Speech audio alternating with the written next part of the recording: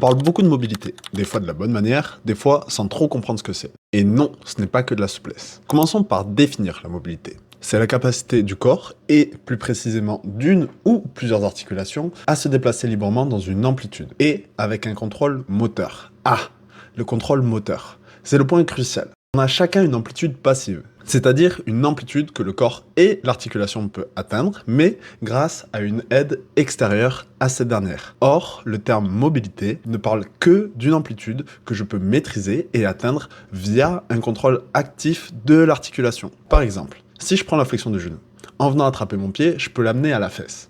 Mais si je ne me repose que sur mes capacités motrices, mes muscles, on voit très clairement la différence entre les deux. Et c'est justement ce delta que je cherche à réduire avec le travail de mobilité. L'intérêt ? Eh ben ça, j'en parlerai dans un prochain réel et je t'invite à me suivre pour pas le louper. J'espère que j'ai réussi à te faire passer mon idée et n'hésite pas à me dire en commentaire si tu es en désaccord avec ce que j'ai dit.